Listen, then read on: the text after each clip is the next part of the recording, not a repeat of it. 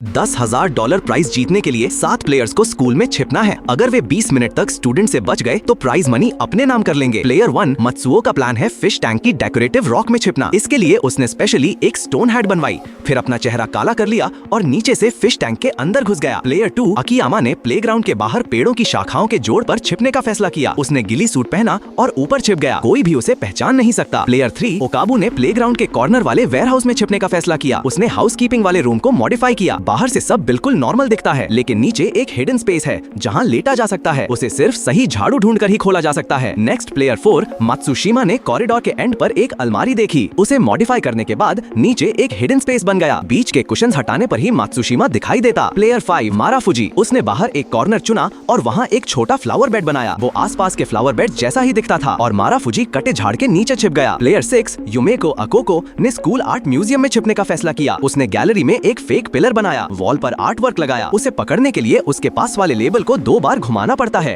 तभी युमेको अकोको दिखाई देता है। फाइनली प्लेयर 7 ककूता, उसने कॉर्नर में वुडन प्लैंक से एक हिडन स्पेस बनाया। क्योंकि उसकी तबीयत ठीक नहीं थी, इसलिए कंफर्ट उसके लिए जरूरी था। काउंटडाउन खत्म होते ही सभी स्टूडेंट्स कैंपस के हर कॉर्नर में दौड़ पड़े। सबसे पहले टेस्ट हुआ आर्ट म्यूजियम का, जहाँ युमेको अकोको छिपा था, लेकिन सेकंड फ्लोर खाली दिख रहा था। ऐसा लग रहा था वहाँ कुछ भी नहीं है। इसी समय कुछ स्टूडेंट्स प्लेग्राउंड पहुँचे, लेकिन अकियामा का डिस्गाइज काफी अच्छा था। वेयर हाउस में छिपे ओकाबू के पास भी कई स्टूडेंट्स आए, पर जल्दी ही वहाँ से चले गए। अनएक्सपेक्टेडली इस बार मत्सुओ बहुत अच्छे से हिडन था। गुजरते हुए स्टूडेंट्स ने कभी नहीं सोचा कि कोई फिश टैंक के अंदर छिप सकता है। जल्दी ही स्टूडेंट्स मात्सुशिमा की जगह पर पहुंचे। लड़कियों ने अलमारी का डोर ओपन किया, लेकिन उसका डिस्गाइज काफी अच्छा था। उनको कुछ सस्पिशियस नहीं मिला, लेकिन ककूटा इतना लकी नहीं था। वॉल का गैप काफी ऑब्वियस था, इसलिए ककूटा सबसे पहला प्लेयर बना जो एलिमिनेट हुआ। बाहर प्लेग्राउंड में लड़कियों को कुछ सस्पिशियस दिख गया। कुछ मेहनत किए बिना ही आकियामा भी पकड़ा गया। बाद में पता चला उसके बूट्स दिख गए थे। अब सिर्फ 5 प्लेयर्स बचे थे। स्टूडेंट्स अब और ज्यादा ध्यान से सर्च करने लगे। इसी बीच 3 लड़कियां उस फिश टैंक के सामने रुक गईं, जहां मात्सुओ छिपा था। लगा कि मात्सुओ पकड़ा गया, लेकिन वो सिर्फ अंदर की फिश दिखा रही थी। लेकिन जल्द ही कैंपस के एक कॉर्नर में लड़कियों ने ट्री स्टंप में कुछ गड़बड़ नोटिस की। उसने लकड़े को हटाया और तुरंत अंदर छिपे माराफुजी को पकड़ लिया। अलमारी में छिपा मात्सुशिमा भी अब बड़े खतरे में था। लड़कियों ने नोटिस किया कि जो चेयर पहले यहाँ थी वो गायब है, इसलिए उन्होंने क्लोजेट को ध्यान से सर्च करना शुरू किया। जैसे ही सामान हटाया, मात्सुशिमा भी एलिमिनेट हो गया। बाकी बचे 3 प्लेयर्स में मात्सु और युमेकावा अभी तक सेफ थे। गुजरते हुए स्टूडेंट्स को कोई एबनॉर्मल चीज नजर नहीं आई, लेकिन वेयर हाउस में छिपा ओकाबू थोड़ा खतरे में था। कुछ स्टूडेंट्स वहाँ सर्च कर रहे थे। उन्होंने नोटिस किया कि झाड़ू नॉर्मल से छोटे हैं, इसलिए उन्होंने सारे झाड़ू बाहर निकालने शुरू किए और इसी तरह ओकाबू भी एलिमिनेट हो गया। अब जो पिलर में युमेकावा छिपा था, वहाँ स्टूडेंट्स का अटेंशन गया। उन्होंने टैपिंग करके समझ लिया कि पिलर अंदर से खाली है, लेकिन वो उसे खोलने का तरीका नहीं ढूंढ पाए और वापस चले गए। कुछ मिनट बाद आखिरकार युमेकावा को